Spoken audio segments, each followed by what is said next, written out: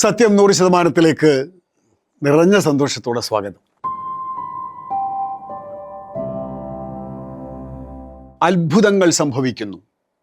അത്ഭുതങ്ങൾ സംഭവിക്കുന്നത് എപ്പോഴാണ്? ആത്മാർത്ഥമായി ഒന്നിനെ സമീപിക്കുമ്പോഴാണ്.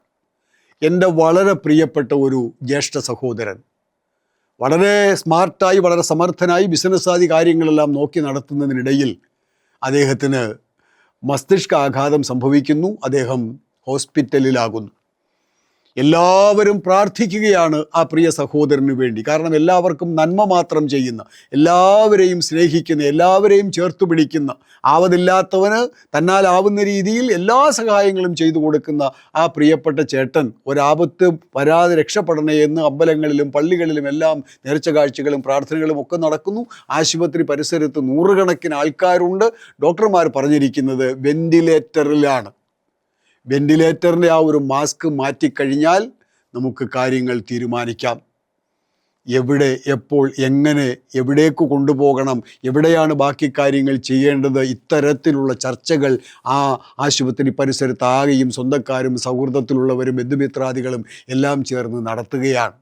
വെന്റിലേറ്ററിൻ്റെ സഹായത്തോടെ കേവലമായ നിമിഷങ്ങളിൽ മാത്രം ബാക്കിയായി അദ്ദേഹം ഇങ്ങനെ കിടക്കുകയാണ്. അപ്പോഴാണ് അദ്ദേഹത്തിൻ്റെ മൂത്ത ജ്യേഷ്ഠൻ ആശുപത്രിയിൽ വരുന്നത്.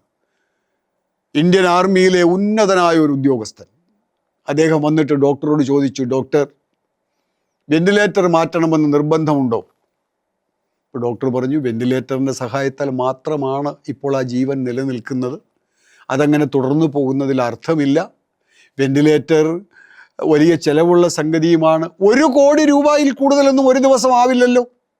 ഒരു കുഴപ്പവുമില്ല, വെന്റിലേറ്ററിൻ്റെ സംവിധാനം മാറ്റണ്ട, അവൻ അവിടെ കിടക്കട്ടെ എന്ന് പറഞ്ഞു. 1-2 ദിവസം കൂടി കഴിഞ്ഞപ്പോൾ അത്ഭുതങ്ങൾ സംഭവിക്കാൻ തുടങ്ങി. മരണത്തിൻ്റെ വായിലേക്ക് നടന്ന് കയറിക്കഴിഞ്ഞ മനുഷ്യൻ കൈവിരലുകൾ ഇളക്കാൻ തുടങ്ങി, കൺപോളകൾ ചലിപ്പിക്കാൻ തുടങ്ങി. പതുക്കെ പതുക്കെ ആരോഗ്യസുന്ദരമായ സ്വസ്ഥ ജീവിതത്തിലേക്ക് അദ്ദേഹം മടങ്ങി വരികയും ചെയ്തു. ഇപ്പോൾ വളരെ സന്തോഷത്തോടെ ആരോഗ്യവാനായി യാത്രകളും ബിസിനസ് കാര്യങ്ങളും ഒക്കെ ചെയ്ത് സന്തോഷത്തോടെ സകുടുംബം അദ്ദേഹം കഴിയുന്നു. ആ ഉന്നതനായ പട്ടാള ഉദ്യോഗസ്ഥൻ്റെ ആ നിശ്ചയദാർഢ്യവും 100% പ്രതീക്ഷയിലുള്ള ആ കൃത്യമായ ബോധ്യവുമാണ് ആ സന്ദർഭത്തെ ഇന്നത്തെ ഏറ്റവും ജീവനുള്ള, ഏറ്റവും വലിയ, എന്താണ് പറയുക, നമുക്കൊരു വല്ലാത്ത, ഓർക്കുമ്പോൾ തന്നെ വിസ്മയം ജനിപ്പിക്കുന്ന ആ ഒരവസ്ഥ, അന്തരീക്ഷം നമുക്കുണ്ടാക്കി തന്നത് എന്നതിൽ ഒരു തർക്കവുമില്ല. എന്തിനേയും ആത്മാർത്ഥമായി സമീപിക്കുക, പൂർണ്ണ സമർപ്പണത്തോടെ സമീപിക്കുക. അത് തീർച്ചയായും ഗുണപ്രാപ്തിയിൽ തന്നെ എത്തുമെന്നതിൽ സംശയമില്ല. സത്യം 100%.